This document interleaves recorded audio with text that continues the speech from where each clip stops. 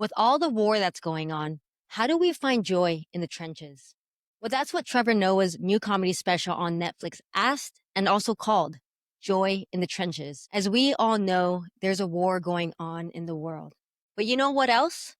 There's a war that's actually going on inside of our bodies too. There are cells fighting with each other to keep us alive in this body. And it's possibly the same way larger cells called humans are doing the same thing because Mother Earth is trying to keep all of life happening on the planet. And I'm sure the solar system is somehow doing the same thing. This has been happening forever. I mean, if you've ever taken a look at the Bible, regardless of your beliefs, if you believe in the myths and the messages, the wars and battles have always been happening. But then there was this guy named Jesus, you might have heard of him, who was a messenger and a reminder that whether you agree with it or not, it's necessary. The yin and the yang. I tell you this, if everything was all rainbows and butterflies and sunshine, you'd be bored as heck and probably wouldn't even know what to do with yourself. I say this as someone who hasn't had an official job for 2 years. Do you remember what happened in 2020 when we couldn't leave the house, when we couldn't go out to the streets, when everything paused for just a second? Do you remember what you did then? Some of you didn't have to go to work. Some of you didn't have to go to school. Do you remember what you did then? You tell me, because I was working. I was considered an essential worker. From what I saw, y'all were learning how to make bread and picked up all kinds of hobbies. And I'm not saying you don't deserve that. Imagine that we figured everything out and it just stayed like that forever. All the diseases would have been cured. All the wars would have came to peace.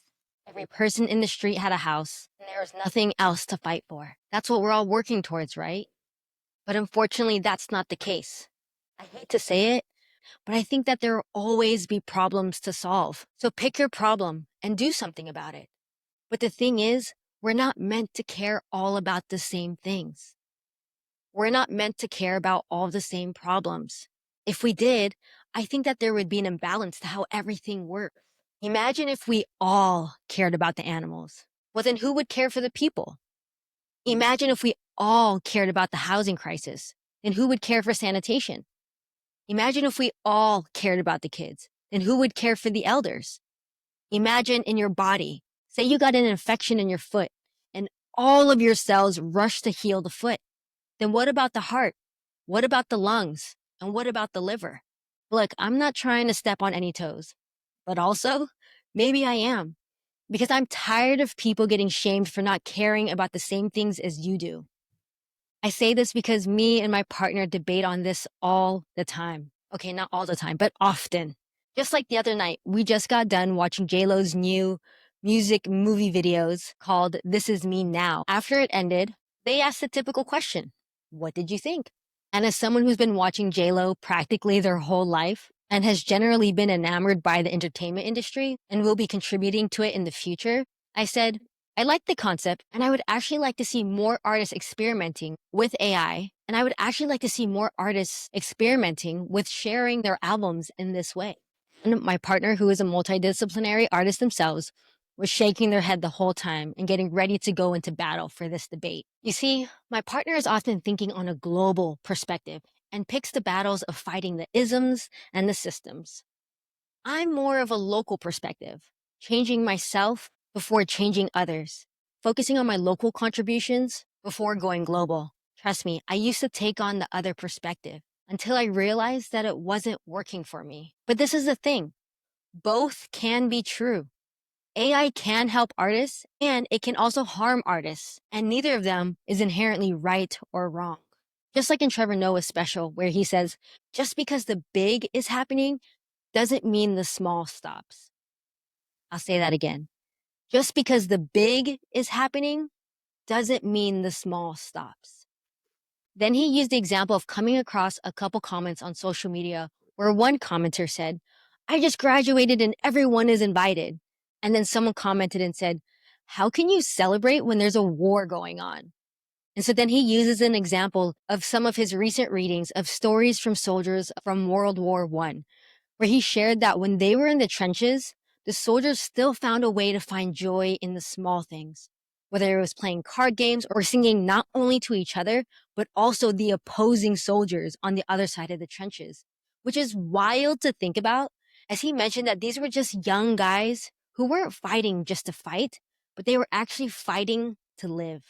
And so then it made me think of this one section in the Power of Myth book that I've been referring to, talking about living. I'd love to share it with you. Literally, chapter 1, Myth and the Modern World. People say that what we're all seeking is a meaning for life. I don't think that's what we're really seeking.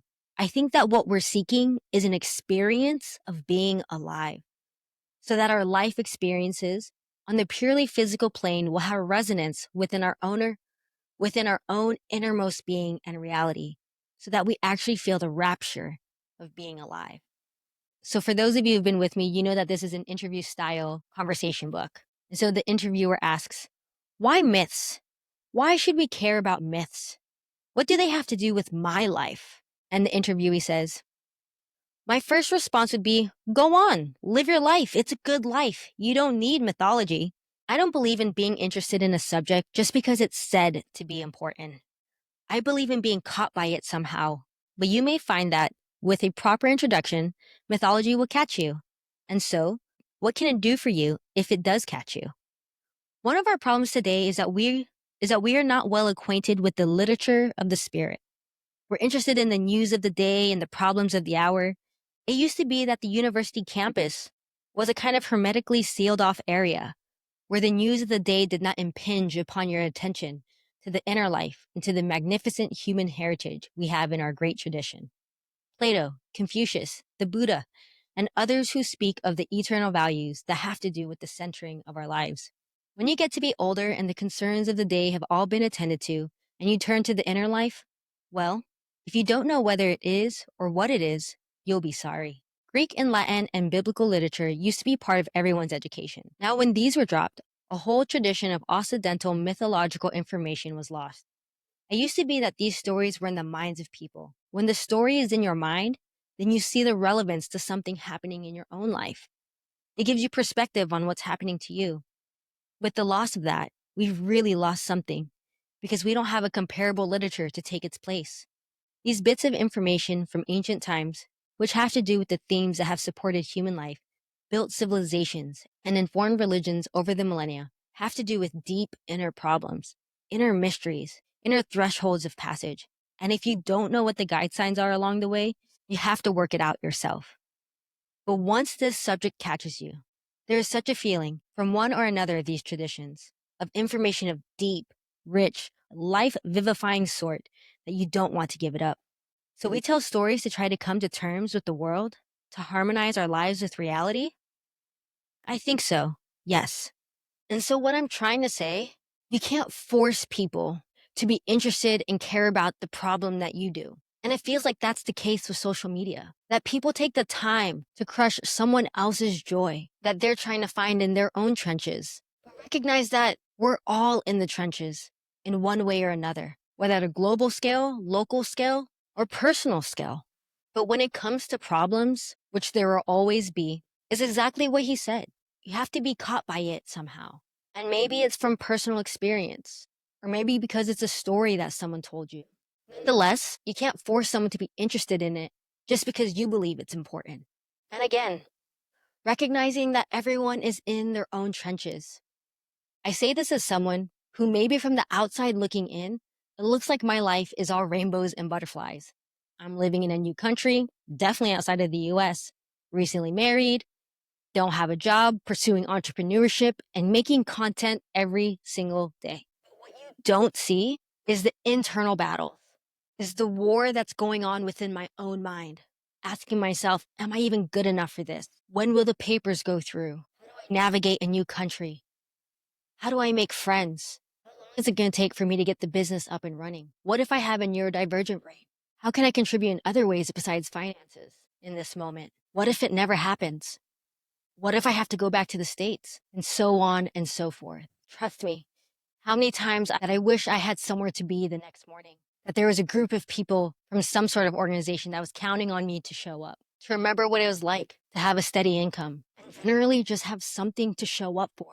Because hey, at least I'm getting a paycheck. It means I'm doing something. But this is a different kind of trend where you have to dig deep, deep into the ditches and ask yourself, what are you really fucking fighting for? If it's not money, if it's not fame, if it's not family, let's be honest, we're quite distant from our family nowadays. I know I'm not the only one. If y'all have been watching my videos, you know where I stand on that. And I know it's sure as heck not a following. And what is it really? I'm going to be honest.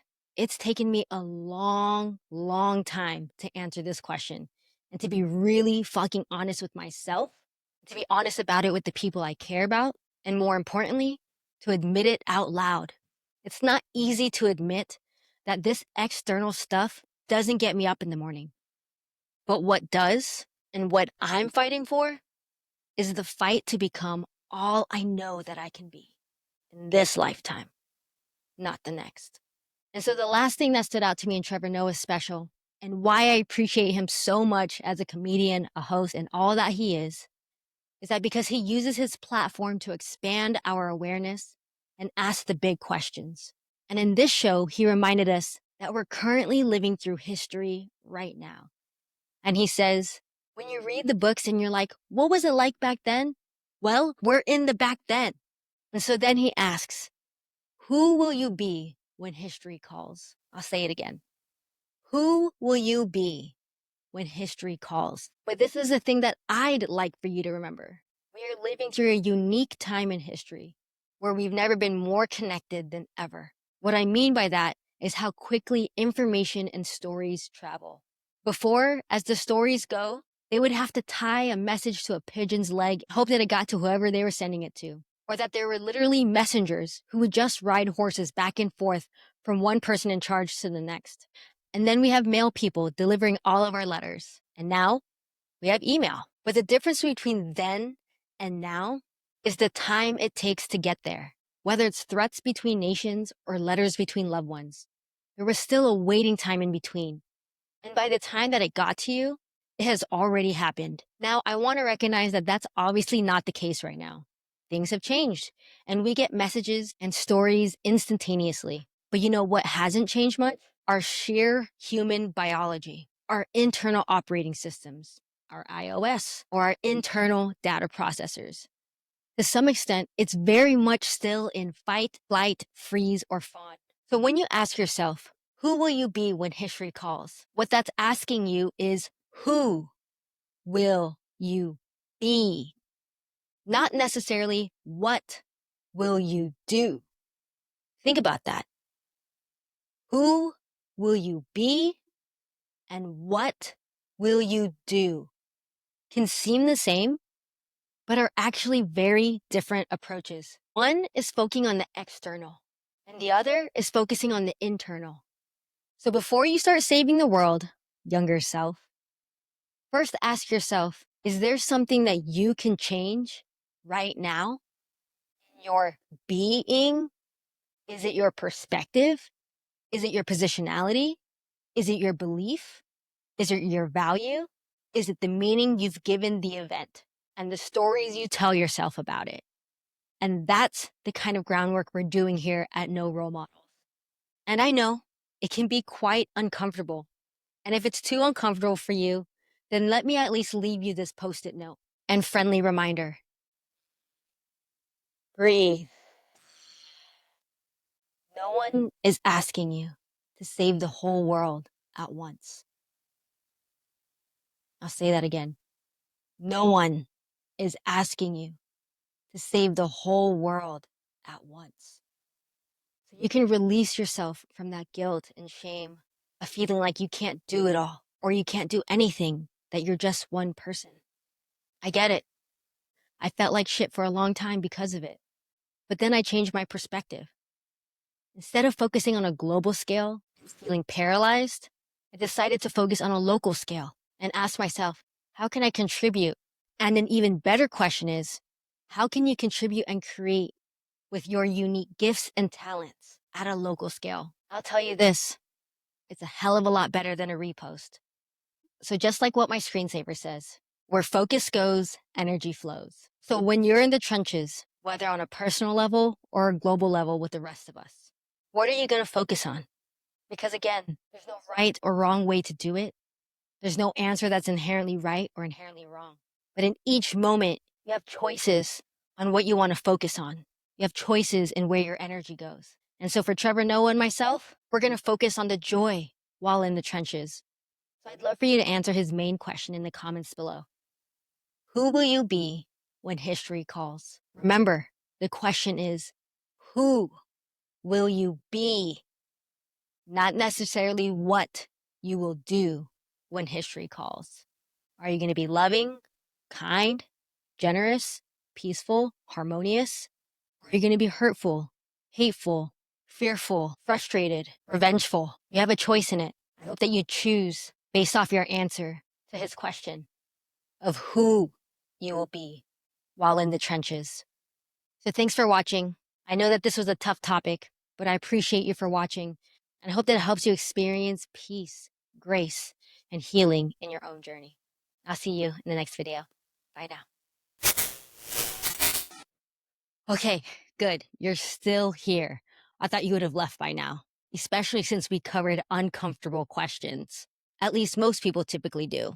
But I'm guessing that you're not like most people, and that's why you're still here. If I may even be so brash, you might even be my people, my brothers, sisters, and siblings in this life. Well, shit, if you are, I've been looking for you. And I'm so glad that we finally found each other. But sis, bro, sib, it's crazy out there, eh? What are we gonna do about it? And more importantly, how are we gonna be about it?